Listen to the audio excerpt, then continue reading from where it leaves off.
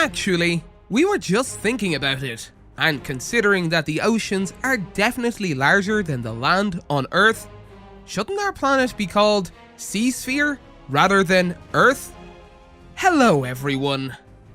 The oceans not only give our planet its unique appearance, the oceans are extremely important to both life on Earth and the geophysical processes that occur here. What then would happen if such an ocean were to disappear? In this issue, we would like to talk about this question. And for those of you who are curious about the answer, let's take a look together at what would happen to our planet if the oceans were to disappear.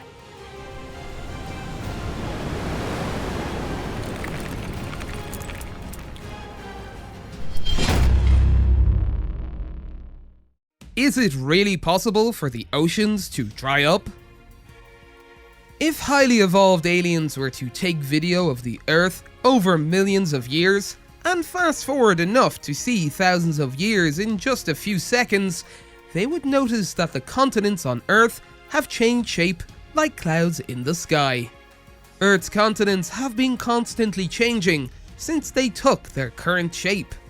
Only 10,000 years ago, the channel between England and Ireland was narrower than it is today, and England was connected to continental Europe by a large isthmus.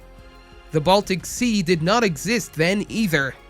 5 million years ago, the Mediterranean Sea was just a series of salt lakes, and it was easy to cross over land from modern-day Spain to North Africa. These transformations of sea and land have always been closely related to changes in sea level. During the Ice Age, for example, the expanding polar cap took water from the oceans and kept it there for thousands of years, causing the water level to drop by more than 10 meters. Some scientists believe that during the last Ice Age, the closest to present day sea level was lower by as much as 120 meters, at least in northwestern Europe. Thus, it would be quite possible for sea level to drop and for oceans to become relatively dry. On the other hand, as we all know, global warming, which is currently underway, is the opposite. It is a phenomenon of melting glaciers that cause sea levels to rise. In nature, these are cycles in all events. That is, sooner or later, the next cold snap is bound to come. Land World. There is an interesting simulation video created by NASA in 2008 and slightly modified and improved by recent researchers. This shows that even a 50-meter drop in sea level would cause some noticeable changes. For example, the UK would be reconnected to Europe by an isthmus, and the Baltic Sea would be cut off from the open sea and transformed into several lakes. In Japan, several islands would become attached to each other, and the number of islands would decrease. The island of New Guinea would become one with Australia. In addition, ancient cities once swallowed by the sea, by earthquakes and tsunamis, and primitive ruins submerged in the North Sea and Baltic Sea would re-emerge one after another, ultimately to be seen by us. The next point of interest is the appearance of the 150-meter water level. If another ice age occurred, such a scenario would be quite conceivable. While the world map somehow still would retain its original shape, the contours of the continents would become more blurred. The British Isles would completely merge with Europe, and the Red Sea would be closed off by land.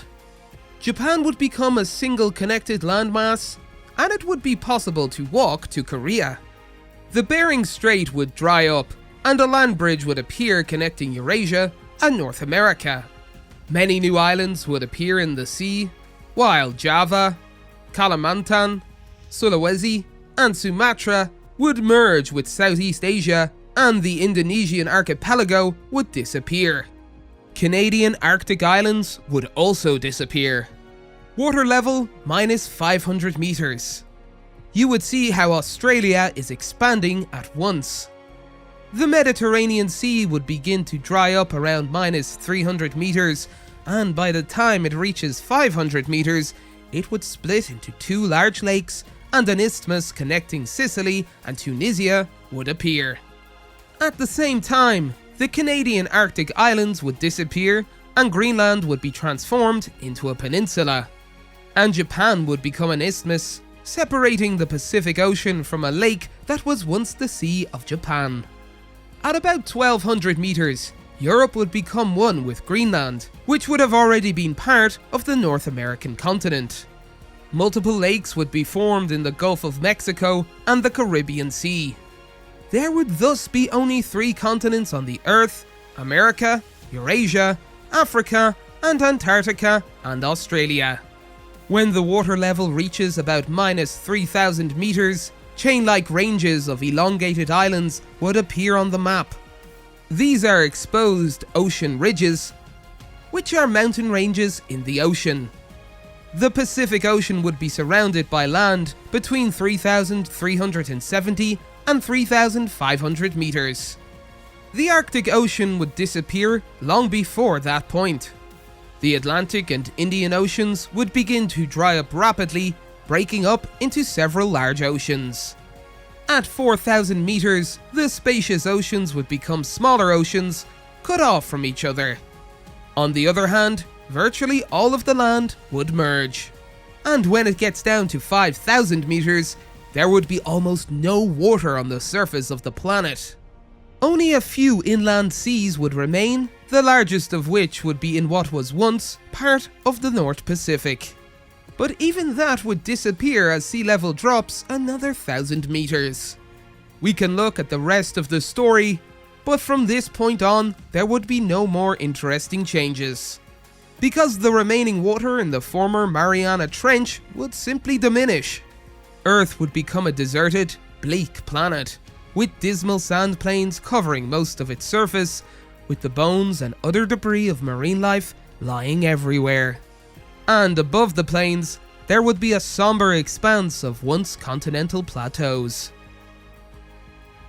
How important is the ocean? It seems clear that life on Earth could not exist under the conditions we have described.